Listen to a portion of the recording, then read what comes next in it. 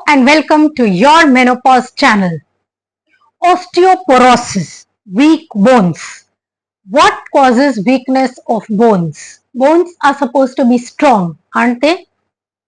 Weak bones are basically an indication of low calcium and or vitamin D levels. First, let us see what causes the bones to be strong. Calcium, when we are young, is adequately absorbed when we eat it. Then there is a good level of calcium in the blood. And because of the female hormones, this blood calcium gets deposited onto the bones, making the bones strong. As we age, after the age of 40, the hormones go down. And when they go down, they remove the same calcium which they had deposited over the bones from the bones into the blood. At the age of 30, the bones are strongest, the bone mass is at its peak.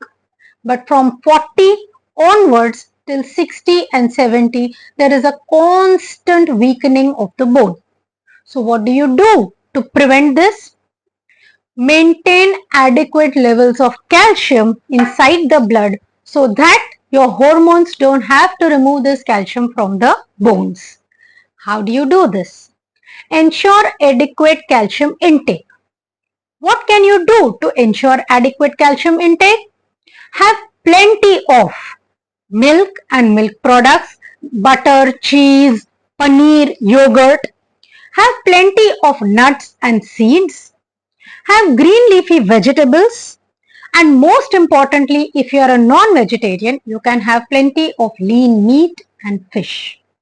Seeds such as sesame seeds are very much high in protein, they are very much high in calcium, and they give a lot of calcium in small amounts when consumed. Then comes the next hero, that is the vitamin D. How do you adequately ensure its absorption into the body? When we go out in the sun from 10 a.m. to 4 p.m., the sun rays are directly above the head, and adequate exposure to sun in this time is very much important for maintaining healthy vitamin D levels inside the blood.